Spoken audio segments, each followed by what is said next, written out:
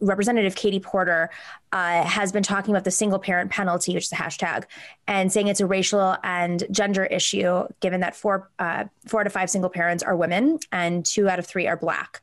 So can we roll that clip real quick? And you're absolutely right that the single parent penalty has its legacies in structural racism, in attitudes about what a family should look like, that were often designed to punish Black people, certain kinds of lower income people, people who weren't married or couldn't get married, or marriage didn't work out. And so it's really, really important that we understand this isn't an accident. This wasn't a typo in the bill. This is something that just grew out of our country's history in terms of how we think about what is a family and what kinds of families do we help? What kinds of families do we reward? So this is for me, very much a justice, racial justice, gender justice issue.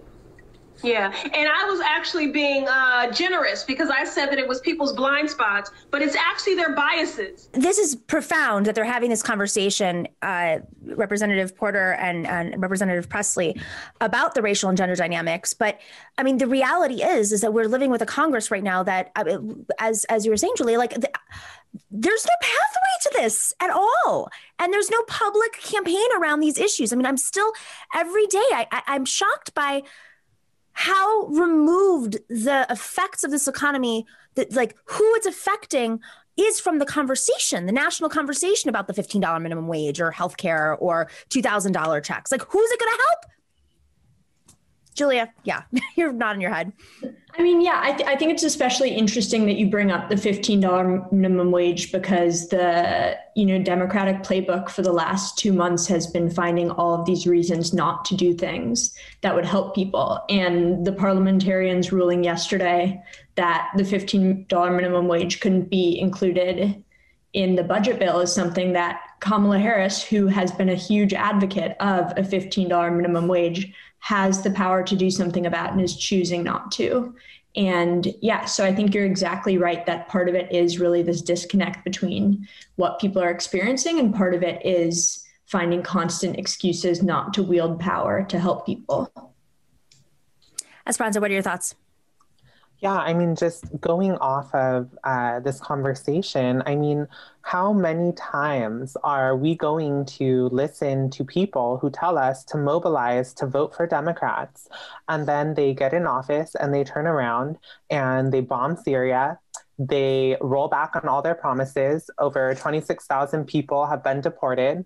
Regardless of what you think about the court ruling, the original executive order had 4 big, loopholes to continue deporting people.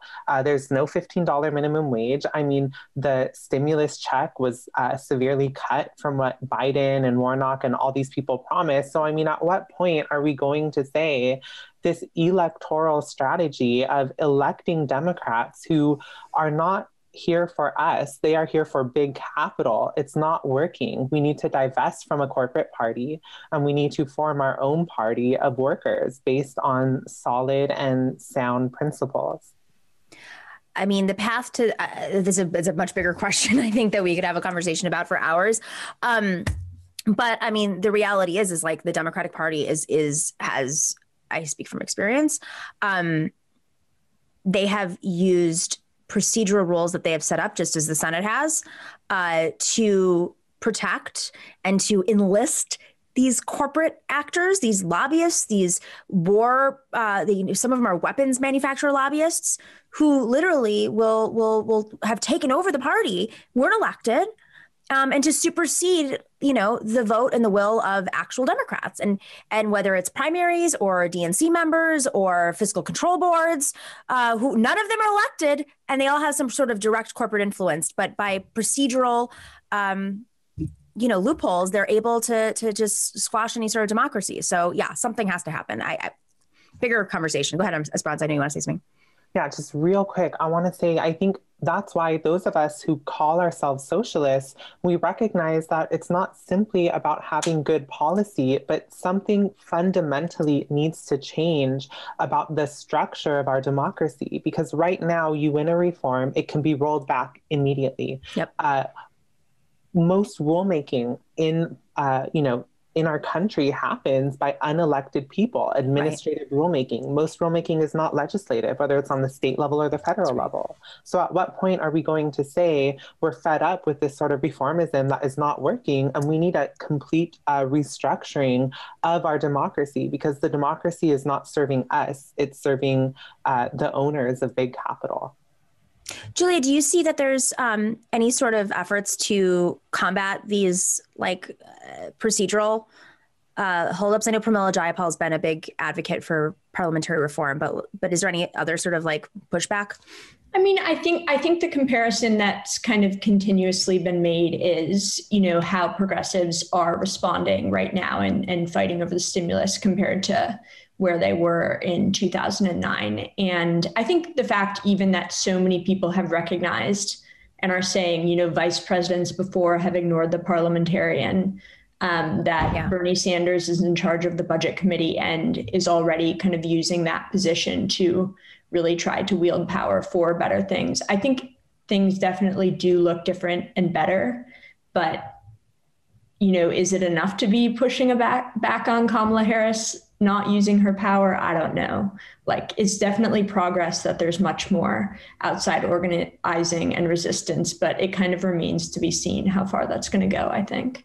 And it's clearly not happening fast enough. I mean, our economy's spiraling right now, and it's we're still debating over scraps, $15. I mean, are you effing kidding me?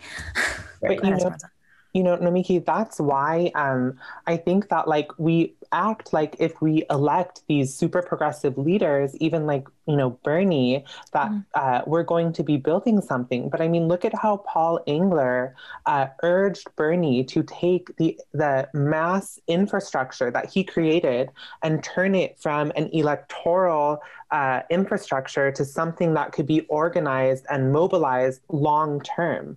And what did he do? He collapsed it. I mean, sure, he used his texting list to raise money for certain organizations. But I mean, at what point are we going to realize that these people are not just going to give us concessions because we ask for them or because they have the same skin color, gender identity, or background as us? I mean, we are going to need to take power ourselves, and power only comes when we are consciously and collectively organized as a class.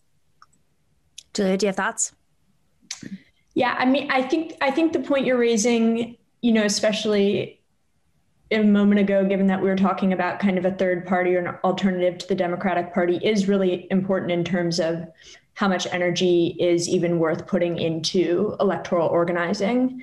And, I obviously cover mostly electoral and legislative politics, so I put a lot of energy into thinking about that. But I think there's a very good case to be made that, right now building the labor movement is a much more kind of valuable use of time than electing anybody. Yeah. I mean, and reforming or taking over the labor movement, because it has just as many procedural issues. Thanks for watching and listening to The Nomiki Show. But remember to click like and subscribe on YouTube, and please share on social media. If you're not already a patron, please join us for as low as $5 a month on patreon.com/The Nomiki Show for early and special content. That investment makes a huge difference. We are not corporate media raking in the dough. It's really you guys that are keeping us going. So please consider being a patron. And to our current patrons, thank you so much. We are incredibly grateful to you. We also now have swag. So check us out on thenomikishow.com to get your mugs, your totes, and your stickers.